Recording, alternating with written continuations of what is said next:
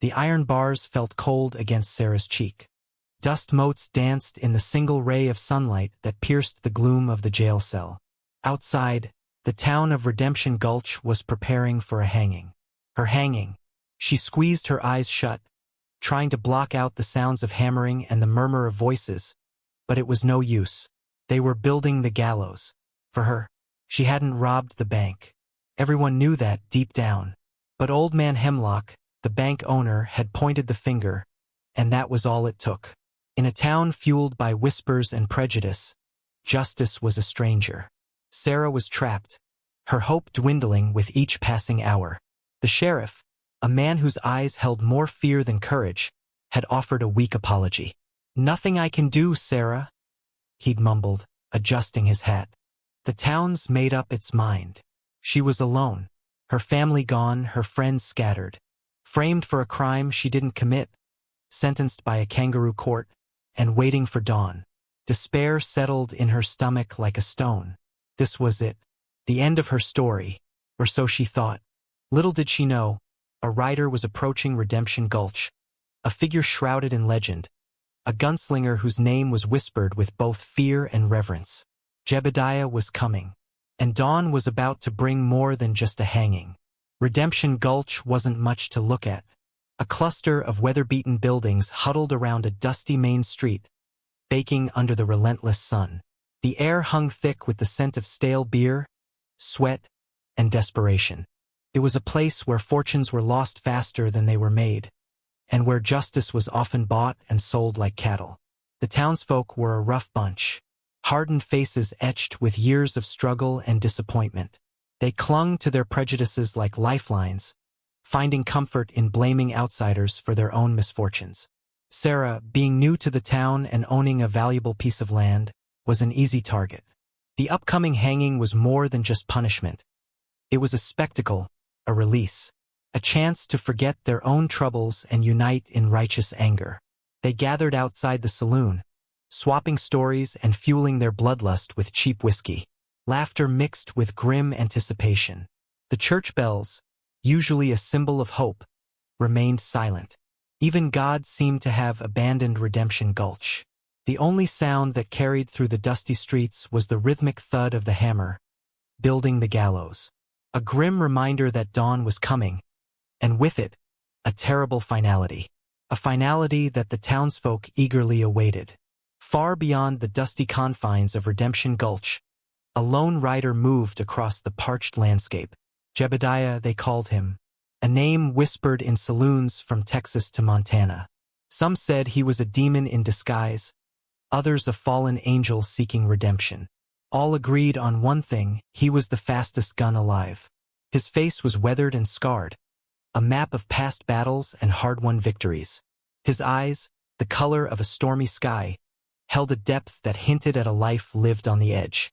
He wore a duster coat that had seen better days, concealing the twin revolvers strapped to his hips. He rode a black stallion named Midnight, a creature as formidable and untamed as its master.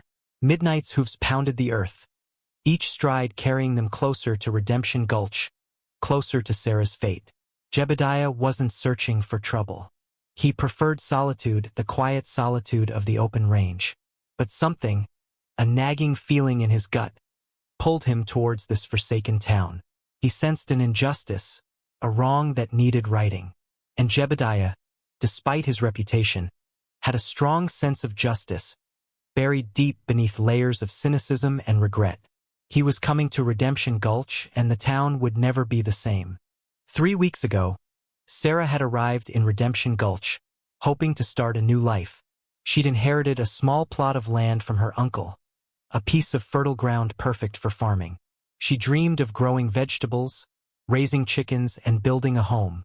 But her dreams were quickly shattered. Old Man Hemlock, the greedy owner of the bank, had his eyes on her land. He'd offered her a pittance for it, but Sarah refused. The land was more than just dirt to her. It was a symbol of hope, a chance to rebuild after years of hardship. Then the bank was robbed. Hemlock, quick to seize an opportunity, accused Sarah. He claimed she was seen fleeing the scene, a bag of money clutched in her hands. It was a lie, a blatant fabrication. Sarah had been miles away, tending to her land. But Hemlock's word carried weight in Redemption Gulch. He controlled the money, and in a town like this, money was power. The sheriff, under Hemlock's thumb, arrested Sarah without a shred of evidence. A quick trial orchestrated by Hemlock sealed her fate. Now, she waited for dawn, a victim of greed and corruption, a pawn in Hemlock's ruthless game. Mayor Thompson, a man whose belly strained against his waistcoat and whose eyes gleamed with avarice, watched the preparations for the hanging with undisguised glee. He wasn't just interested in upholding the law, he was interested in profit.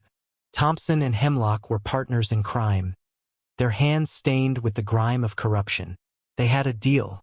Once Sarah was out of the picture, Thompson would ensure Hemlock acquired her land for next to nothing. They would then divide it between themselves, building a new saloon and expanding Hemlock's bank. Their pockets would grow fatter, and their power over Redemption Gulch would tighten. Thompson saw himself as a pillar of the community, a man of vision. But in reality, he was a petty tyrant, ruling through fear and intimidation. He used the town's resources to line his own pockets, neglecting the needs of the people he was supposed to serve. He adjusted his tie, a smug smile playing on his lips. Everything was going according to plan. Sarah would be hanged, Hemlock would get the land, and he would get his cut. Justice? That was just a word he used to manipulate the gullible townsfolk. For Thompson, the hanging was simply good business. Very good business indeed. Jebediah rode into Redemption Gulch as the sun began to dip below the horizon, painting the sky in hues of orange and purple. The town was eerily quiet, a stark contrast to the bustling energy he usually encountered. He could feel the tension hanging in the air, thick and heavy like a shroud. He dismounted in front of the saloon, the only establishment still open. The swinging doors creaked as he pushed them open, stepping into a dimly lit room filled with the murmur of hushed voices. All eyes turned to him. Jebediah scanned the room, his gaze lingering on the faces of the townsfolk. He saw a mixture of fear, resentment, and a disturbing hint of excitement. He noticed the makeshift gallows being erected in the town square, casting a long, ominous shadow over the saloon. He approached the bartender, a wiry man with a nervous demeanor. "What's going on here?" Jebediah asked, his voice low and gravelly. The bartender hesitated, then nervously wiped down the counter. "They're hanging a woman tomorrow," he whispered, glancing around to make sure no one was listening. "Said she robbed the bank." Jebediah raised an eyebrow. "And you believe that?" The bartender shrugged. "Doesn't matter what I believe. The town's made up its mind." Jebediah took a long sip of whiskey, the burning liquid doing little to soothe the unease in his gut. He knew, with a certainty that chilled him to the bone, that something was terribly wrong.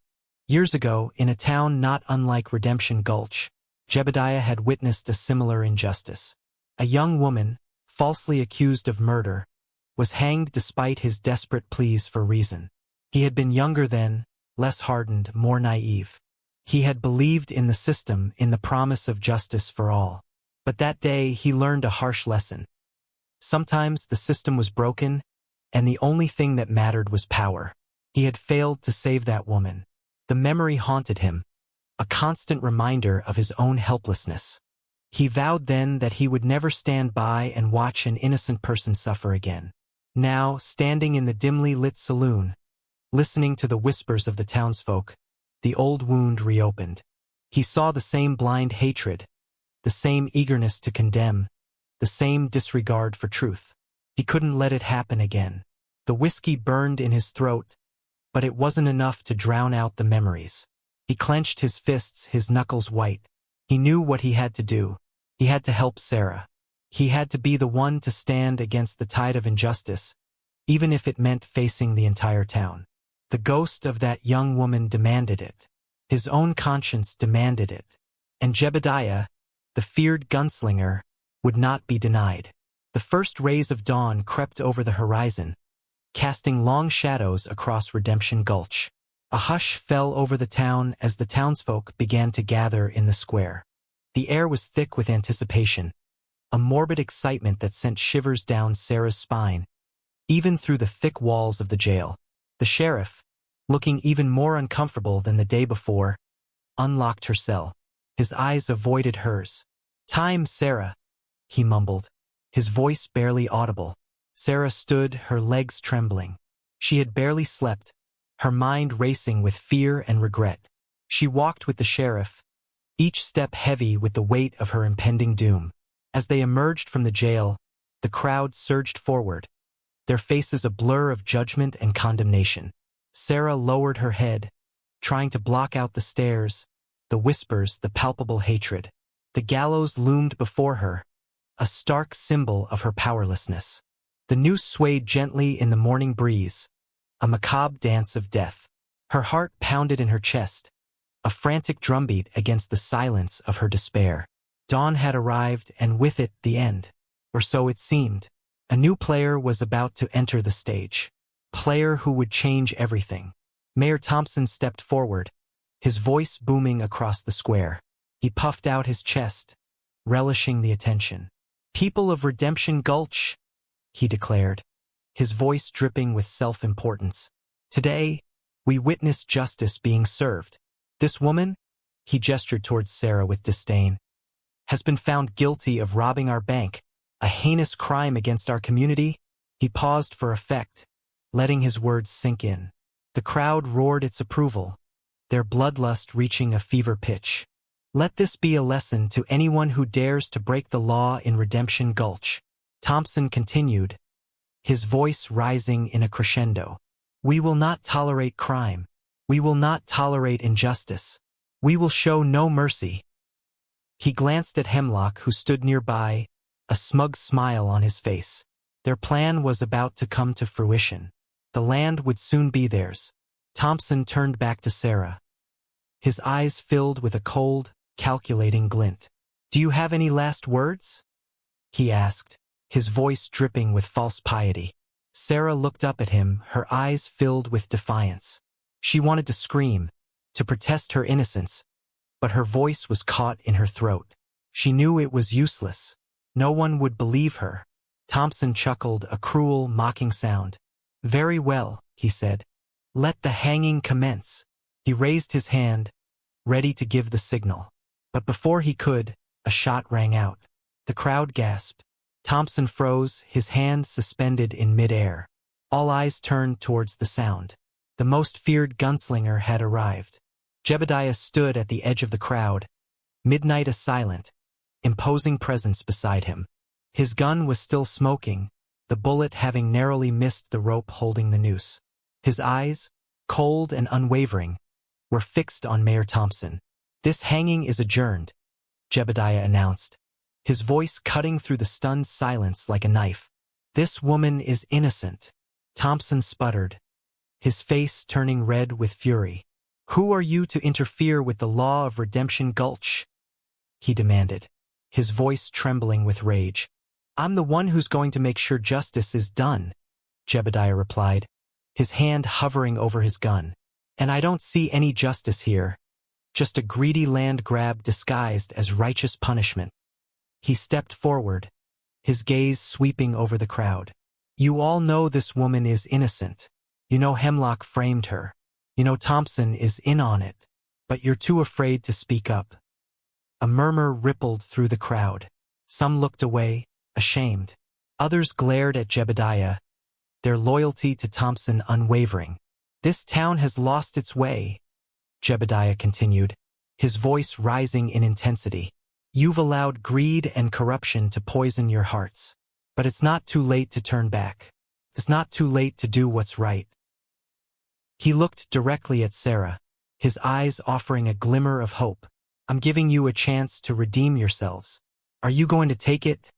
Thompson, enraged, drew his own revolver, a cheap, ornate weapon more for show than for actual combat. "You can't just come in here and make accusations," he yelled, his voice cracking with fear and desperation. "I'm the mayor of this town. My word is law." "Your law is a joke," Jebediah retorted, his eyes narrowed. "And I'm not afraid of you or your Tin Star deputies."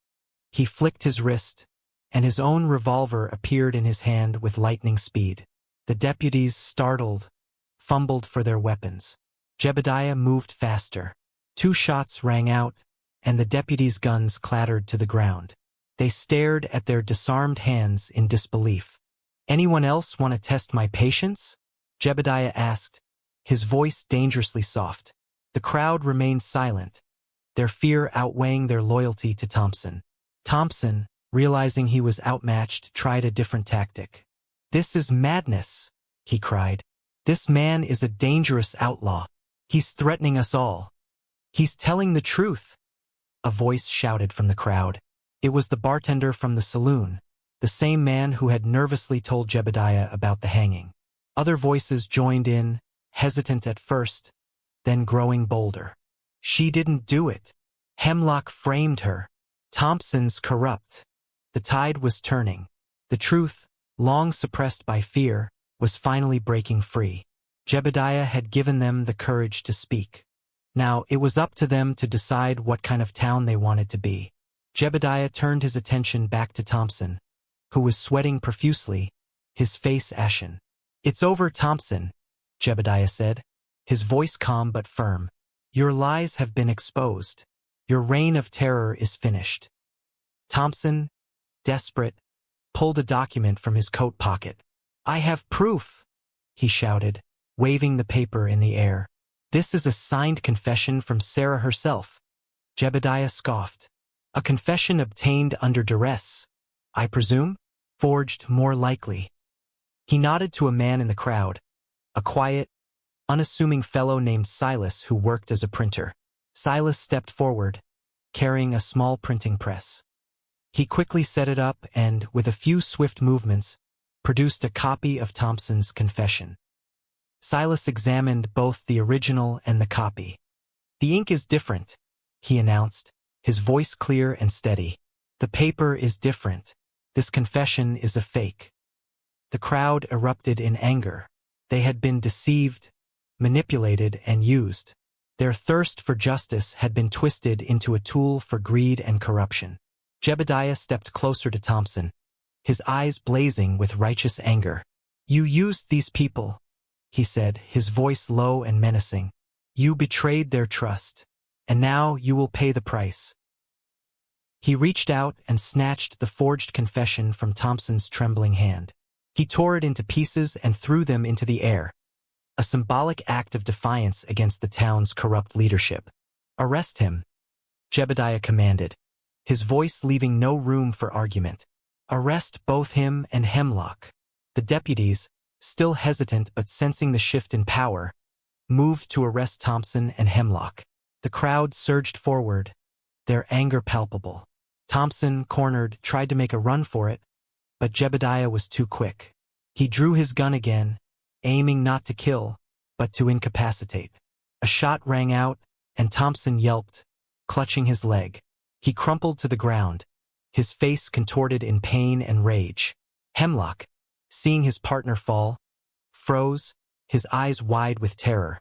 The deputies, now emboldened by Jebediah's actions and the support of the crowd, quickly apprehended both Thompson and Hemlock. The townsfolk jeered and spat at them as they were dragged away, their reign of terror finally over. Sarah watched the scene unfold, her heart filled with a mixture of relief and disbelief. Jebediah had saved her life, exposed the corruption that had plagued Redemption Gulch, and given the town a chance to rebuild. She stepped forward, her voice trembling with gratitude. "Thank you," she said, her eyes meeting Jebediah's. "You saved me." Jebediah nodded, a faint smile playing on his lips. "You were worth saving," he replied, his voice soft. "But the real heroes are these people." He gestured towards the crowd. "They found their courage. They chose to do what was right. The hard part was done, at least for tonight. There was still a town to heal and a future to rebuild. But maybe, just maybe, there was hope for Redemption Gulch after all." With Thompson and Hemlock in custody, Sarah was finally freed. The sheriff, now looking genuinely remorseful, unlocked the handcuffs and offered a sincere apology. The crowd, their anger now directed at the corrupt leaders, showered Sarah with words of support and offers of help. Jebediah watched the scene unfold, a sense of satisfaction washing over him. He had done what he came to do. He had saved an innocent life and helped a town find its way back to justice. He turned to Sarah, who was surrounded by well-wishers. "I'll be leaving now," he said. His voice barely audible above the din. Sarah looked up, her eyes filled with gratitude. "Where will you go?" she asked. "Wherever the wind takes me," Jebediah replied with a shrug. "There are always wrongs to right, injustices to fight." He mounted Midnight, his silhouette outlined against the rising sun. He tipped his hat to Sarah, a silent farewell. Then, with a gentle nudge, he rode out of Redemption Gulch, leaving behind a town transformed. Sarah watched him go, a feeling of admiration and respect filling her heart. She knew she would never forget him. He was a legend, a savior, a symbol of hope in a world filled with darkness. And as she looked out at the faces of the townsfolk, she knew that Redemption Gulch would never be the same either. Jebediah had given them a second chance, a chance to build a better future. It was up to them to make the most of it. Sarah, now free, looked around at the faces of the townsfolk. Gone was the cold judgment, replaced by remorse and a flicker of hope. She saw their shame, their regret, but also their willingness to make amends. She knew that rebuilding trust would take time, but she was willing to try. She decided to stay in Redemption Gulch. The land was still hers, and she was determined to make her dreams a reality. She started by helping those who had been most affected by Thompson's corruption, sharing her resources and offering a helping hand. She started a small farm, growing vegetables and raising chickens. She shared her harvest with the community, providing fresh food for those in need. Slowly but surely, she began to earn their trust and respect. The town, too, began to change. They elected a new mayor, a fair and honest man who was committed to serving the people. They established a new system of justice, one that was based on fairness and equality. Redemption Gulch was no longer a town driven by greed and prejudice. It was a town striving to live up to its name, a town seeking redemption. And it all started with a gunslinger, a woman wrongly accused, and the courage of a community to choose what was right. The memory of Jebediah, the man who saved her life, spurred her to help others. She wouldn't let his bravery be forgotten. She would honor it by building a better community.